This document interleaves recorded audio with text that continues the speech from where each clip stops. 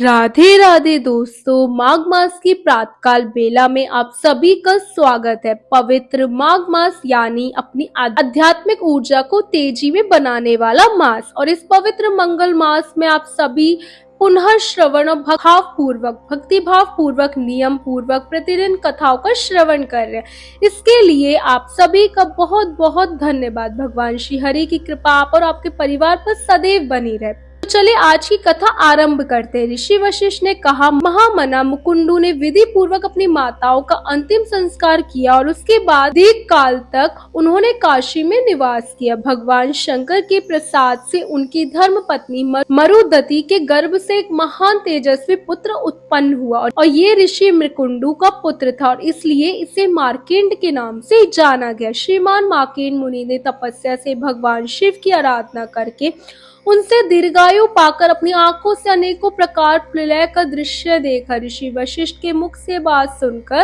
राजा दिलीप को जिज्ञासा हुई। उन्होंने पूछा, हे मुनिवर, आपने पहले तो ये बताया कि मुनि के मरुदती से कोई संतान नहीं हुई थी, फिर भगवान शिव के प्रसाद से उन्होंने किस प्रकार पुत्र को प्राप्त किया, वो पुत्र शंकर जी के प्रसाद से कैसे दीर्घायु हुआ, इन सभी बातों को मैं विस्तार से सुनना चाहता हूँ। महामुनि मृकुंडू के कोई संतान नहीं थी, इसलिए उन्होंने अपनी पत्नी के साथ तपस्या नियमों का पालन करते हुए भगवान शिव को संतुष्ट किया। संतुष्ट होने पर पिनाकधारी भगवान शिव ने पत्नी सहित मुनि से कहा, हे मुनि, मुझसे कोई वर मांगो। तब मुनि ने वर मांगा, हे परमेश्वर, आप मेरे स्तवन से संतुष्ट हो, इसलिए मैं आपसे एक पुत्र चाहता हूँ। हे महेश्वर, मुझे मुनि की बात सुनकर भगवान शिव ने कहा, हे मुनि, क्या तुम उत्तम गुणों से हीन चिरंजीवी पुत्र चाहते हो या केवल 16 वर्ष की आयु वाला एक ही गुणवान और सत्यवर्ग पुत्र पाने की इच्छा रखते हो? उनके इस प्रकार पूछने पर धर्मात्मा मुरुकुंडू ने कहा, हे जगदीश्वर, मैं गुणहीन पुत्र नहीं चाहता हूँ, उसकी आयु छोटी ही क्यों ना हो, वे सर्वज्ञ होना चाहिए। उनका भगवान शिव ने कहा, ठीक है, जो तुम्हें 16 वर्ष की आयु वाला एक पुत्र प्राप्त होगा, जो परम धार्मिक, सर्वज्ञ, गुणवान, लोक में यशस्वी और ध्यान का समुद्र होगा। ऐसा कहकर भगवान शिव अंतर्ध्यान हो गया और मुनिवर मुकुंडू इच्छा अनुसार वरदान पाकर प्रसन्न हो गए, अपने आश्रम में वापस लौटा। उनकी पत्नी मरुद्रवती कुछ दिनों के बाद गर्भवती हुई। मुनि ने विधि पूर्वक गर्भाधान संस्कार किया। तत्पश्चात गर्भस्थ बालक में चेष्टा उत्पन्न होने से पहले पुरुष की उद्योग के लिए उन्होंने किसी शुभ दिन को गूढ़ सूत्रों में बताई हुई विधि के अनुसार अच्छी तरह से पुनः सवन संस्कार किया। जब 8वां मास आया तब संस्कार कर्मों की ज्ञाता उन मुनीश्वर ने गर्भ के रूप की समृद्ध और सुखपूर्वक संतान की उत्पत्ति होने के लिए सीमंतोन्नयन संस्कार किया। समय आने पर मरुदती के गर्भ से सूर्य के समान तेजस्वी पुत्र का जन्म हुआ। उस समय देवताओं की दुंदुभिया संपूर्ण दिशाएं स्वच्छ हो गई और सभी से प्राणियों को तृप्त करने वाली कल्याणमयी वाणी सुनाई देने लगी। बालक की शांति के लिए वेदव्यास आदि मुनि भी मृकुंडू के आश्रम पर पधारे। साक्षात महामुनि वेदव्यास ने बालक का जात कर्म संस्कार किया। तत्पश्चात 11वें दिन मुनि ने नामकरण संस्कार किया और उसके बाद नाना प्रकार के वेदोक्त मंत्रों आशीर्वादों से अभिनंदन करके मुनि उनके बालक की रक्षा का शास्त्रीय उपाय किया। फिर मुकुंडू मुनि के द्वारा पूजित होकर वे सभी लोग लौट गए। उस समय नगर और प्रांत की लोग हर्ष में आकर आपस में कहते हैं, अहो, इस बालक का अद्भुत रूप है, अद्भुत तेज है, समस्त अंगों का लक्षण भी अद्भुत है। मरुदती के सौभाग्य से साक्षात भगवान शंकर ही इस बालक के रूप में प्रकट हुए। ये कितने आश्चर्य की बात है। 4थे महीने में पिता ने पुत्र को घर से बाहर निकाला। 6ठे महीने में उसका अन्नप्राशन संस्कार कराया। फिर 2.5 वर्ष की अवस्था में चूड़ा कर्म करके श्रवण नक्षत्र में करण वेद किया। तदनंतर कर्मों के ज्ञाता मुकुंडू मुनि ने बालक के ब्रह्म तेज की वृद्धि के लिए 5वें वर्ष की अवस्था में यज्ञोपवीत दिया। फिर उपाक कर्म करके विद्वान मुनि ने बालक को वेद पढ़ाया। उसने अंग, उपांग, पद और कर्म सहित समापूर्ण वेदों की विधि पूर्वक ध्यान किया। वो बालक बड़ा शक्तिशाली था। गुरु तो उसके साक्षी मात्र थे। उसने विनय आदि गुणों को प्रकट करते हुए गुरुमुख से समस्त विद्याओं को ग्रहण किया। वो भिक्षा के अन्न से जीवन निर्वाह करता हुआ प्रतिदिन माता पिता की सेवा में संलग्न रहता। बुद्धिमान मार्केंड की आयु का 16वां वर्ष प्रारंभ होने पर मुकुंडू मुनि का हृदय शोक से कातर होने लगा। उनकी संपूर्ण इंद्रियों में व्याकुलता छा गई। वे दीनता पूर्वक विलाप करने लगे। मार्केंड ने पिता को अत्यंत दुखी होकर विलाप करते हुए देखकर उनसे पूछा, हे तात, आपके शोक और मुख का क्या कारण है। मार्कंड के मधुर वचन सुनकर मुरुकुंडु ने अपने शोक का युक्त कारण बताया। ऋषि मुरुकुंडु ने कहा, हे पुत्र, पिनाकधारी भगवान शंकर ने तुम्हें 16 वर्ष की आयु दी है, उसके समाप्ति का समय आ पहुंचा है और इसलिए मुझे शोक हो रहा है। पिता के कथन सुनकर मार्कंड ने कहा, पिताजी आप मेरे लिए कदापि शोक ना कीजिए, मैं ऐसा यत्न करूंगा जिससे मैं अमर हो जाऊं। महादेव जी सबको मनोवांछित वस्तु प्रदान करने वाले और कल्याण स्वरूप है। वे मृत्यु को जीतने वाले विकाल नेत्रधारी सत्वर्गीय सत्पुरुषों को सब कुछ देने वाले, काल के भी काल, महाकाल रूप और कालकूट वृक्ष को भक्षण करने वाले। हमने हम दोनों का शोक नष्ट करने के लिए भगवान मृत्युंजय की आराधना रूप महान उपाय का प्रतिपादन किया है। तात तुम उनकी शरण में जाओ, उनसे बढ़कर दूसरा कोई भी हितैषी नहीं है। जो बात मन की कल्पना में भी नहीं की जा सकती उसे भी भगवान शंकर सिद्ध कर सकते हैं। वे काल के भी संहार करने वाले हैं। हे बेटा, क्या तुमने नहीं सुना काल में कालपाश से बंधे हुए श्वेत केतु की महादेव जी ने किस प्रकार रक्षा की थी। उन्होंने ही समुद्र मंथन से प्रकट हुए प्रलयकालीन अग्नि के समान भयंकर हलाहल विष का पान करके तीनों लोगों को बचाया था, जिससे तीनों लोगों की संपत्ति हड़प ली थी। उस महान अभिमानी जलंधर को अपने चरणों की अंगुष्ठ रेखा से प्रकट हुए चक्र द्वारा मौत के घाट उतार दिया था। ये वही भगवान धुरजटी हैं जिन्होंने श्री विष्णु को वाण बनाकर एक ही वाण के प्रहार से उत्पन्न हुई आग की लपटों से दैव्यों के तीनों पुरों को फूंक डाला था। अंधकासुर तीनों लोगों को पाकर विवेक शून्य हो गया था, किंतु से भी महादेव जी ने अपने त्रिशूल की नोक पर रखकर 10,000 वर्षों तक सूर्य की किरणों में सुखाया। केवल दृष्टि डालने मात्र से तीनों लोगों को जीत लेने वाले प्रबल कामदेव, उन्होंने ब्रह्मा आदि देवताओं के देखते देखते जलाकर भस्म कर दिया, अनंग की पदवी को पहुंचा दिया था। भगवान शिव ब्रह्मा आदि देवताओं के एकमात्र कर्ता, मेघ रूपी वरिष्ठ पर सवारी करने वाले, अपनी महिमा से कभी चूत न होने वाले, संपूर्ण विश्व के आश्चर्य जगत की रक्षा के लिए दिव्य मणि के समान है।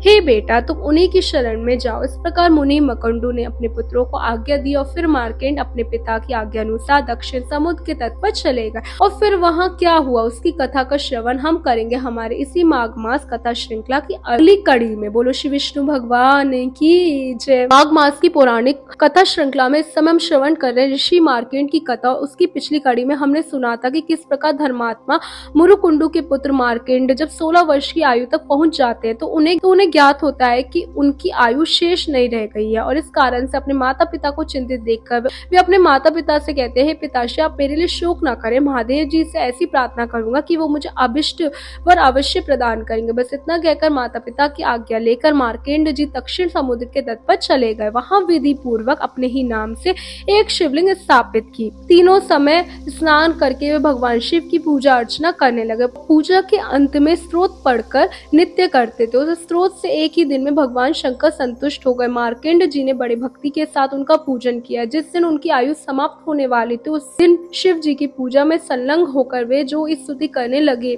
मृत्यु को साथ लिए साक्षात काल उन्हें लेने के लिए आ पहुंचे। उसे गोलाकार नेत्र किनारे की ओर से लाल दिखाई दे रहे थे। सांप और बिच्छू के रोम थे। बड़ी बड़ी दहाड़ों के कारण उसका मुख अत्यंत विकराल जान पड़ा था।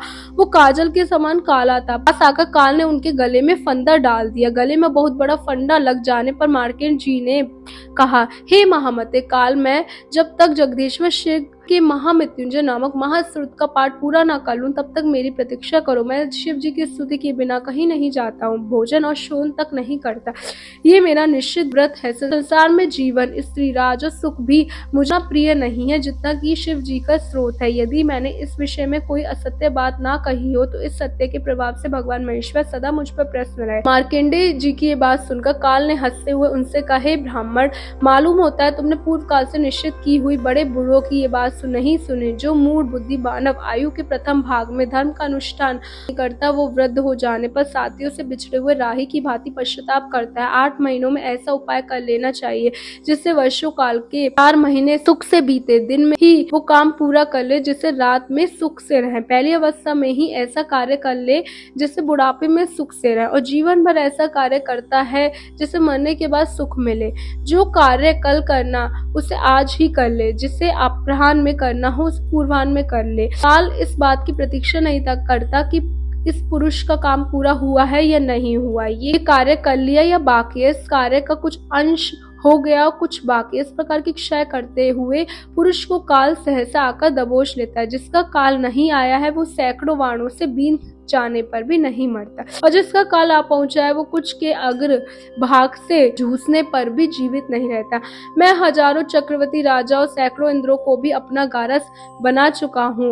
यथार्थ इस विषय में तुम्हें क्रोध नहीं करना चाहिए, जिसका प्रयास कभी विफल नहीं होता है। काल के ऐसे वचन सुनकर शिव जी की स्तुति में रहने वाले मार्कंडेय जी ने कहा, हे काल भगवान शिव की स्तुति में लगे रहने वाले पुरुषों के कार्य में जो लोग विघ्न डालते हैं वे शीघ्र ही नष्ट हो जाते हैं, और इसलिए मैं तुम्हें मना कर रहा हूँ, मत करो ऐसा। जैसे राजा के सिपाहियों पर राजा ही शासन करता है, दूसरा कोई और नहीं, उसी प्रकार शिव जी के भक्तों का परमेश्वर शिव जी ही शासन कर सकते हैं। भगवान शंकर के सेवक पर्वतों को भी विदीर्ण कर डालते हैं, समुद्र को भी पी जाते हैं, पृथ्वी और अंतरिक्ष को भी हिला देते हैं। इतना ही नहीं, वे ब्रह्मा और इंद्र को भी तिनके के समान समझते हैं। भला उनके लिए कौन सा कार्य दुष्कर है? नहीं सुना है कि शिव भक्त मनुष्य पर कहीं भी आपत्ति नहीं आने देते। ब्रह्मा आदि सभी देवता क्रुद्ध हो जाए तो भी वे उन्हें मारने की शक्ति नहीं रखते। मार्कंडेय जी के इस प्रकार फटकार लगाने पर भगवान काल आड़े आंखें फाड़ फाड़ कर उनकी ओर देखने लगे, मानो वे तीनों लोगों को निगल जाएंगे। वे क्रोध में आकर बोले, अरे ओ दुबुद्धि ब्राह्मण, गंगा जी में जितने बालू के कण हैं उतने ब्राह्मणों को इस काल ने समाहा कर डाला है। इस विषय में बहुत कहने की कोई आवश्यकता नहीं। बल और पराक्रम देखो, मैं तुम्हें अपना ग्रास बनाता हूँ। तुम इस समय जिनके दास बने बैठे हो वे महादेव मुझसे तुम्हारी रक्षा करें तो सही में मैं भी देखता हूँ। जैसे राहु चंद्रमा को ग्रास लेता है उसी प्रकार गर्जना करते हुए काल ने महामुनि मार्कंडेय को हठपूर्वक ग्रासना आरंभ किया। उसी समय परमेश्वर शिव उस लिंग से सहज प्रकट हो गए। उनकी अवस्था, उनका रूप सब कुछ हर्वणीय था। मस्तक पर अर्धचंद्र मुकुट शोभा पा रहा था। हुंकार भरकर मेघ के समान प्रचंड गर्जना करते उन्होंने तुरंत ही मृत्यु की छाती में लात मारी। मृत्युदेव उनके चरण प्रहार से भयभीत होकर दूर जा गिरे। भयंकर आकार वाले काल को दूर पड़ा देखकर मार्कंडेय जी ने पुनः उस स्रोत से भगवान शंकर का स्तवन आरंभ किया। बुद्धिमान मार्कंडेय के द्वारा इस प्रकार स्तुति करने पर महादेव जी ने उन्हें अनेक कल्पों तक असीम आयु प्रदान की, और इस प्रकार देवादिदेव महादेव जी के प्रसाद से अमृतत्व पाकर महातेजस्वी मार्कंडेय जी बहुत सारे प्रलय के दृश्य देखे। वरदान पाने के बाद महामुनि मार्कंडेय जी ने पुनः अपने आश्रम में लौटकर माता पिता को प्रणाम किया, फिर उन्होंने भी पुत्र का अभिनंदन किया। उसके बाद मार्कंडेय जी तीर्थ यात्रा में प्रवृत्त होकर सदा इस पृथ्वी पर विचरण करने लगे। यमराज भी भगवान शंकर की स्तुति करके अपने लोक में वापस चले गए। कथा का समापन करते वशिष्ठ ऋषि ने कहा, हे राजन, वृक्षिंग मुनि सदैव माघ स्नान किया करते थे। उसी के महात्म्य से उनकी संतान इस प्रकार प्रभावशाली हुई। जो भी मनुष्य प्रत्येक माघ मास में प्रातकालीन स्नान करते हैं, भगवान श्री हरि की पूजा उपासना करते हैं, उन्हें विशेष आध्यात्मिक फल और बल प्राप्त होता है। और इसी के साथ हमारी आज की माघ मास की कथा यहीं पर विराम देते हैं। माघ मास से जुड़ी हुई इन पौराणिक कथाओं का राजा दिलीप ने पूछा, हे मुनि, आप इक्ष्वाकु वंश के गुरु और महात्मा हैं, आपको नमस्कार। माघ स्नान में संलग्न रहने वाले पुरुषों के लिए कौन कौन से मुख्य तीर्थ है, उनका विस्तार के साथ वर्णन कीजिए, मैं सुनना चाहता हूँ। तब ऋषि वशिष्ठ ने कहा, हे राजन, माघ मास आने पर व्यक्ति को बाहर जहाँ कहीं भी जल हो उसे सब ऋषियों ने गंगा जल के समान बताया, लेकिन फिर भी मैं तुम्हें विशिष्ट माघ स्नान के लिए मुख्य और उत्तम तीर्थों का वर्णन करता हूँ। पहला प्रयागराज, वो बहुत विख्यात तीर्थ है। प्रयाग सभी तीर्थों में कामना की पूर्ति करने वाला और धर्म अर्थ काम मुख्य चारों पुरुषार्थों को देने वाला। उसके सिवा नैमिषारण्य, कुरुक्षेत्र, हरिद्वार, उज्जैन, सूर्य, सरयू, यमुना, वक्का, अमरावती, सरस्वती समुद्र का संगम है। गंगा सागर संगम, कांची, त्र्यंब तीर्थ, सत्प, गोदावरी, कलंजर, प्रभास, बद्रिकाश्रम, महले, पुरुषोत्तम, जगन्नाथपुरी, भुरुतुंग, पुष्कर, तुंगभद्रा, कावेरी, कृष्णा, वेगी, नर्मदा, सुवर्णमुखी और वेगवती नदी, ये सभी माघ मास में स्नान करने वालों के लिए मुख्य तीर्थ बताए गए। गया नामक जो तीर्थ है वो पितरों के लिए तृप्तिदायक और हितकारक है। ये सारे भूमि पर विराजमान तीर्थ है जिनका मैं तुम्हें वर्णन किया। हे राजन, अब मानस तीर्थ के बारे में सुनो। उसमें भली भांति स्नान करने से मनुष्य परम गति को प्राप्त होता है। और ये मानस तीर्थ है सत्य, क्षमा, इंद्रिय निग्रह, सर्वभूत दया, आजर्व, यानी सरलता, दान, दम, संतोष, मनोनिग्रह, ब्रह्मचर्य, नियम पालन, मंत्र जप, प्रिय भाषण, ध्यान, धैर्य, अहिंसा, आत्म ध्यान और शिव स्मरण, ये सारे मानस तीर्थ बताए गए। मनि की शुद्धि सभी तीर्थों से उत्तम तीर्थ है। शरीर से जल में डुबकी लगा लेना ही स्नान नहीं कहलाता। जिसने मन और इंद्रियों के संयम में स्नान किया, वास्तव में उसी का स्नान सफल माना जाता है, क्योंकि वो पवित्र और स्नेह युक्त चित्त वाला माना गया है। जो लोभी, चुगलखोर, क्रूर, दमत्री और विषय लो रूप है, वो संपूर्ण तीर्थों में स्नान करके भी पापी और मलिन ही बना रहता है। केवल शरीर का मैल छुड़ाने से मनुष्य निर्मल नहीं होता, मन की मैल धुलने पर भी वो अत्यंत निर्मल होता है।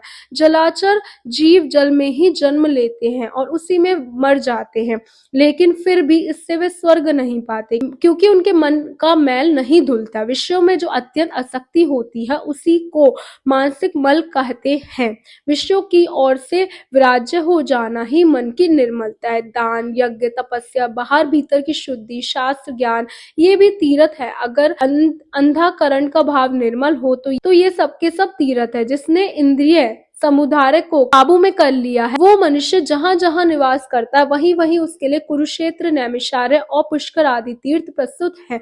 जो ज्ञान से पवित्र, ध्यान रूपी जल से परिपूर्ण और राग द्वेष रूपी मल को धो देने वाला है, ऐसे मानस तीर्थ में जो स्नान करता है, वो परम गति को प्राप्त होता है। इस प्रकार ही राजन, मैंने आपसे मानस तीर्थों का लक्षण बताया। अब भूतल के तीर्थों की पवित्रता का कारण सुने। जैसे शरीर के कुछ भाग परम पवित्र माने गए, उसी प्रकार पृथ्वी के कुछ स्थान भी अत्यंत पुण्य माने जाते हैं। भूमि के अद्भुत प्रभाव, उनके जल की श्रुति और मुनियों के अनुग्रह पूर्वक निवास के कारण ही वे सारे तीर्थों को पवित्र बताया गया है। प्रचुर दक्षिणा वाले, अग्निष्टम आदि यज्ञों से यंजन करने वाले भी मनुष्य उस फल को नहीं पाता जो उससे तीर्थ में जाने से प्राप्त होता है। जिसके दोनों हाथ, दोनों पैर और मन भली भांति ही काबू में हो और जो विद्या, तप और कीर्ति से संपन्न ना हो, वो तीर्थ के फल का भी भागी होता है।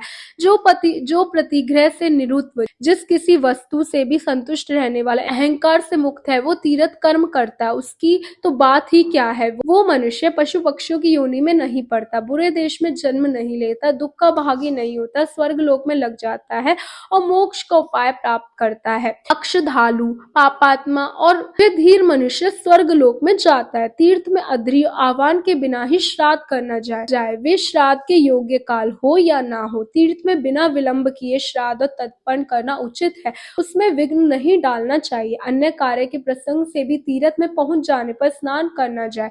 ऐसा करने से तीर्थ यात्रा का नहीं, परंतु तीर्थ स्नान का फल अवश्य प्राप्त होता है। तीर्थ में नहाने से पापी मनुष्य के पाप की शांति होती है। जिनका हृदय शुद्ध है, उस मनुष्य को तीर्थ शस्त्रों फल प्रदान किया जाता है। जो दूसरों के लिए तीर्थ यात्रा करता है, वो भी उसके पुत्र का 16वां अंश प्राप्त करता है। कुरुष की प्रतिमा बनाकर तीर्थ के जल में उसे स्नान कराए, इस उद्देश्य से उस प्रतिमा को स्नान कराया जाता है। वे पुरुष तीर्थ स्नान के पुण्य का 8वां भाग प्राप्त करता है। तीर्थ में जाकर उपवास करना और सिर के बालों का मुंडन करवाना चाहिए। मुंडन से मनुष्य के पाप नष्ट हो जाते हैं। जिस दिन तीर्थ में पहुंचे उसके पहले दिन उपवास करना चाहिए और दूसरे दिन श्राद्ध और दान करना चाहिए। तीर्थ के प्रसंग में मैंने श्राद्ध को भी तीर्थ बताया है। ये स्वर्ग का साधन तो है ही, लेकिन मोक्ष प्राप्ति का भी उपाय। इस प्रकार नियम का आश्रय लेकर माघ मास में व्रत करना चाहिए। उस समय ऐसी ही तीर्थ यात्रा करनी चाहिए। माघ मास में स्नान करने वाला पुरुष सब जगह कुछ ना कुछ दान अवश्य करे। और इस माघ मास में क्या दान करना चाहिए, ये हम सुनेंगे हमारे इसी माघ मास की श्रृंखला की अगली कड़ी में। एक सच्चा भक्त वो नहीं होता जो सिर्फ शारीरिक रूप से मात्र कुछ पूजा विधि, अर्चन और कर्म कांड के द्वारा भक्ति करने का प्रयास करता है। अपितु एक सच्चा भक्त वो होता है जो अपने शरीर, मन, चेतना और वाणी के द्वारा पूर्ण रूप से परम भगवान श्री कृष्ण को समर्पित होता है। उसके आचरण, उसकी वाणी और उसके विचार, इन सब में से कोई भेद नहीं होता। उसके वाणी, विचार, आचरण, इन सभी में समानता देखने को मिलती है और वही वास्तविक होता है जो अंदर और बाहर एक समान रहता है। इसी विचार के साथ चलिए आज की कथा को आरंभ करते हैं और सुनते हैं इस सुंदर पावन अवसर पर माघ मास के महात्म्य दर्शाते हुए इन पौराणिक कथा श्रृंखला को। इस कथा की पिछली कड़ी में हम सुन रहे थे कि माघ मास में प्रातःकालीन स्नान करने से क्या क्या पुण्य फल प्राप्त होते हैं। ऋषि वशिष्ठ ने विस्तार से बताया कि कौन कौन से तीर्थ हैं जिसके अंदर इस माघ मास में स्नान करना चाहिए और उसके बाद वशिष्ठ ऋषि माघ मास में करने योग्य दान के बारे में बताते। तो चलिए आज हम वो सुनते हैं।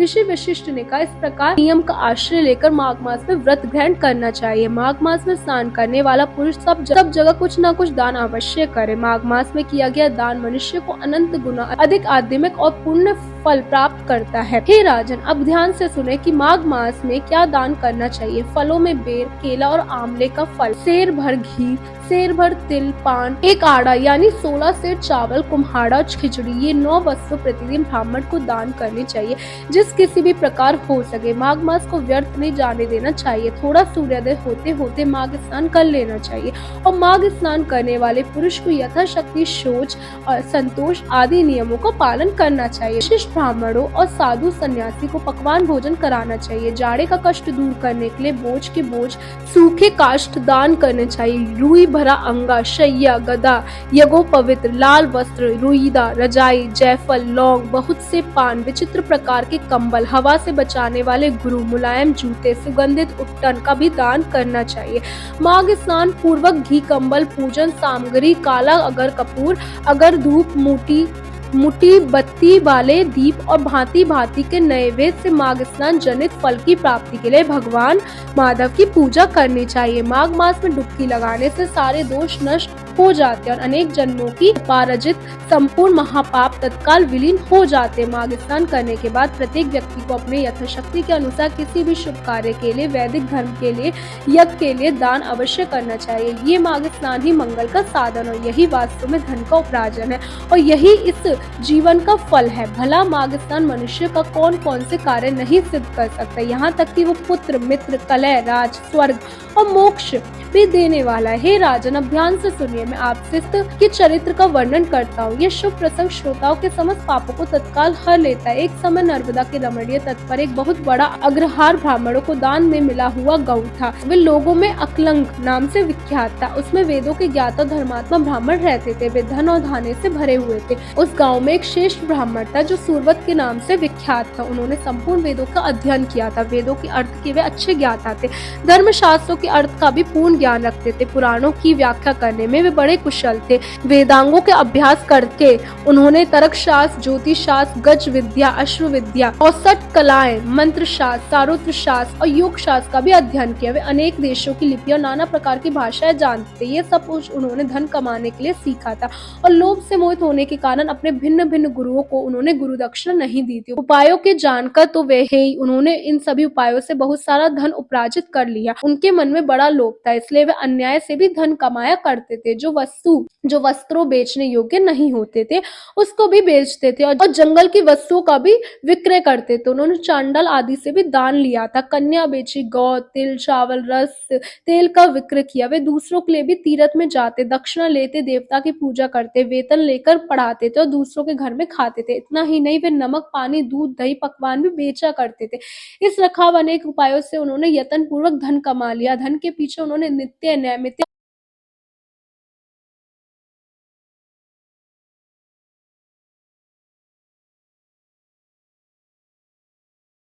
धन उपार्जन में लगे लगे वृद्धावस्था हो गई और सारा शरीर जराजर हो गया। काल के प्रभाव से समस्त इंद्रियां शिथिल हो गई। अब वे उठने और कहीं जाने में असमर्थ हो गए। धन उपार्जन का काम बंद हो जाने से स्त्री सहित ब्राह्मण देवता बहुत दुखी हुए। इस प्रकार चिंता करते करते जब उनका चित्त बहुत व्याकुल हो गया तब उनके मन में सहज विवेक का प्रादुर्भाव हुआ और अब सूरत अपने आप विचार करते हुए कहने लगे, अरे मैंने नीच प्रतिग्रह से नहीं, बेचने योग्य वस्त्रों की बेचने से और तपस्या आदि का भी विक्रय करने से धन जमा किया, फिर भी मुझे शांति नहीं मिली। मेरी ये तृष्णा अत्यंत दुस्सह है। ये मरु पर्वत के समान असंख्य सुवर्ण पाने की अभिलाषा रखती है। अहो मेरा मन महान कष्टदायक और संपूर्ण क्लेशों का कारण है। सब कामनाओं को पाकर ये फिर दूसरी नवीन कामनाओं को प्राप्त करने जाता है। बूढ़े होने पर सिर के बाल पक जाते हैं, दांतन टूट जाते हैं, आंख और कानों की शक्ति भी छिन्न हो जाती है। लेकिन एक तृष्णा ही ऐसी है जो उस समय नित्य तरुण होती जाती है। जिसके मन में कष्टदायिनी आशा मौजूद है वो विद्वान होकर भी अज्ञानी रहता है, शांत रहता है, क्रोधी रहता है, बुद्धिमान होकर भी अत्यंत मूर्ख है।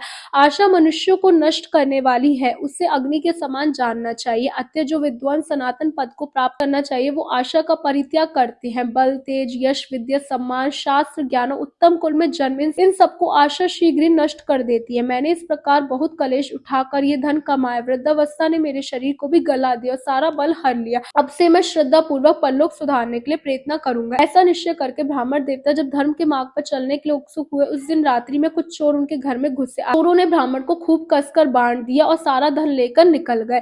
चोरों के द्वारा धन छीन जाने पर ब्राह्मण अत्यंत दारुण विलाप करने लगे, हे मेरा धन कमाना, धर्म भोग मोक्ष किसी भी काम में नहीं आया, ना तो मैंने उसे भोगा ना इसका दान किया, फिर किस लिए धन का उपार्जन किया।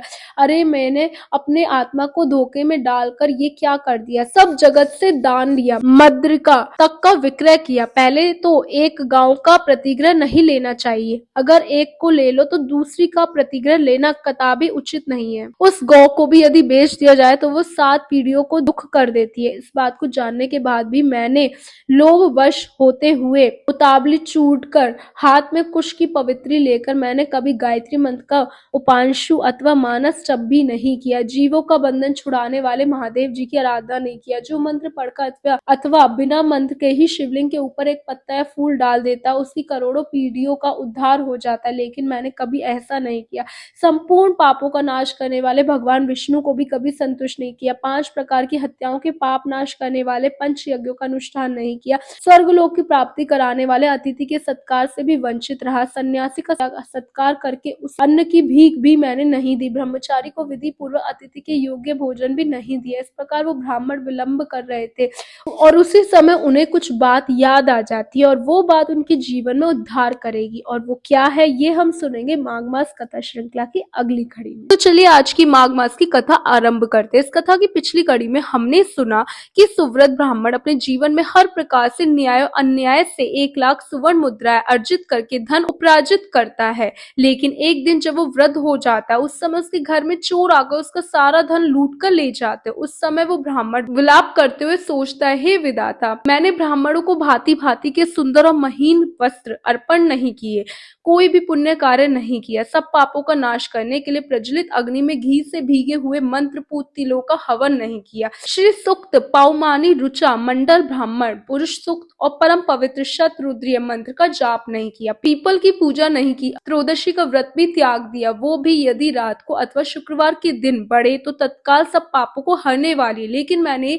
उसकी भी उपेक्षा कर दी, ठंडी छाया वाले सघन वृक्ष का पौधा नहीं लगाया, सुंदर शैया और मुलायम गद्दे का दान नहीं किया, पंखा छतरी पान और मुख को सुगंधित करने वाले कोई भी वस्तु ब्राह्मण को दान नहीं दी, नित्य श्राद्ध भूत बलि अथवा अतिथि पूजा भी नहीं की। इन सभी उत्तम वस्तुओं को जो लोग दान करते हैं वे पुण्य के भागी मनुष्य यमलोक में यमराज यमदूतों को और यमलोक यातनाओं को कभी नहीं देखते, लेकिन मैंने ऐसा कुछ भी नहीं किया, को घास नहीं खिलाया, उनके शरीर को कभी नहीं खुजलाया, कीचड़ में फंसी हुई गाय को जो गोलोक में सुख देने वाली होती है मैंने उसे कभी नहीं निकाला, याचकों को मुंह मांगी वस्तुएं देकर कभी संतुष्ट नहीं किया, भगवान विष्णु की पूजा के लिए कभी तुलसी का वृक्ष नहीं लगाया, शालिग्राम शिला के तीर्थभूत चरणामृत को ना तो कभी पिया ना मस्तक पर चढ़ाया, पुण्यमयी एकादशी तिथि के दिन मैंने उपवास नहीं किया, शिवलोक प्रदान करने वाली शिवरात्रि का व्रत भी नहीं रखा, वेश रस धन स्त्रीत पुत्र खेत और अटारी आदि वस्तुएं इस लोक से जाते समय मेरे साथ नहीं जाएंगी, और अब तो मैं बिल्कुल असमर्थ हो गया हूँ,